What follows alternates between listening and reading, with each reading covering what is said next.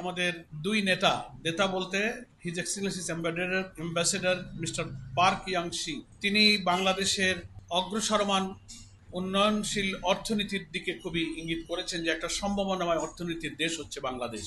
ফলে টেকসই অর্থনীতির জন্য, সাস্টেনেবল ইকোনমির জন্য আমাদের অনেক কিছু করবার সুযোগ, স্কোপ এবং সোর্স এখানে বিদ্যমান।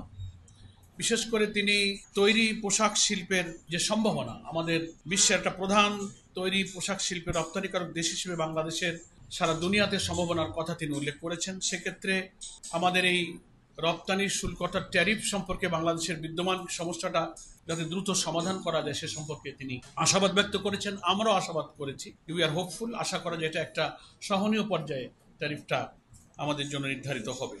আমাদের আমির জামাত ডক্টর শফিকুর রহমান সাহেব বলেছেন যে আমাদের দেশটা ছোট কিন্তু বিপুল জনসংখ্যা, আমাদের অনেক সম্ভাবনাময় রিসোর্স, প্রাকৃতিক, সবুজ, বনভূমি, নদী নালা, সাগর সমৃদ্ধ মৌসুমী বায়ুর এই দেশে বিরাট সম্ভাবনা রয়েছে। আমরা যদি সৎ নেতৃত্ব এবং একটি সুষ্ঠু দেশ গঠনের জন্য আগামী নির্বাচনে বিভিন্ন সংস্কারের মধ্য দিয়ে একটা গণতান্ত্রিক উন্নয়নশীল সম্ভাবনাময় দেশ গঠনের যে প্রচেষ্টা চালিয়ে যাচ্ছি, সেক্ষেত্রে সম্ভব হলে আমরা এই দেশটাকে একটা করাপশন ফ্রি, একটা সাস্টেনেবল ইকোনমির দিকে নিয়ে যেতে পারি। এ ব্যাপারে আমাদের সম্মানিত আমির জামাত ওনার কাছে আশাবাদ ব্যক্ত করেছেন।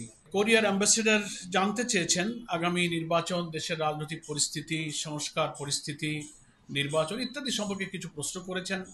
সে ব্যাপারে আমাদের সম্মানিত আমির জামাত বাংলাদেশের এসব বিষয়ে যে তথ্য সকলেই আমরা যেটা জানি সেগুলো উনি অবহিত করেছেন, যে আমরাও একটা গুরুত্বপূর্ণ মেজর ইস্যুতে সংস্কার করে একটা ঐক্যমত্য পর্যায়ে পৌঁছবার জন্য সরকার যে সহযোগিতা করে যাচ্ছে। সম্মানিত অ্যাম্বাসেডরকে অবহিত করা হয়েছে বাংলাদেশের ভোটারদের বেশিরভাগ প্রতিনিধিত্ব করে যে সমস্ত রাজনৈতিক দল, তারা পিআর পদ্ধতি করে। ফলে এটা যে কালো টাকা, পেশি শক্তি থেকে নির্বাচনকে রক্ষা করে, মনোনয়ন বাণিজ্য থেকে রক্ষা করে একটা কোয়ালিটি পার্লামেন্ট থেকে তো প্রত্যেকটি ভোটারের যথাযথ মূল্যায়ন করতে গেলে পিআর পদ্ধতি হচ্ছে একটি উপযুক্ত পদ্ধতি। এ সম্পর্কে ঘরোয়া আমাদের দৃষ্টিভঙ্গিটা তিনি সেখানে উল্লেখ করেছেন। এই মোটামুটি এইসব বিষয়ে আলোচনা হয়েছে এবং কোরিয়া, চীন, জাপান, পার্শ্ববর্তী সব দেশগুলো আমাদের যে উন্নয়ন অংশীদার, তার মধ্যে কোরিয়াও আমাদের একটা অন্যতম উন্নয়ন অংশীদার। তার সাথে দ্বিপাক্ষিক ব্যবসা বাণিজ্য, শিল্প, অর্থনীতি, বিনিয়োগ ইত্যাদি সম্ভাবনা নিয়ে আমাদের মধ্যে আমির জামাতের সঙ্গে মিস্টার পার্ক ইয়াংশির সঙ্গে গুরুত্বপূর্ণ সৌহার্দ্যপূর্ণ খোলামেলা আলোচনা হয়েছে।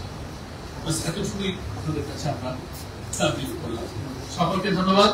আসসালামু আলাইকুম ওয়া রাহমাতুল্লাহি ওয়া বারাকাতুহু।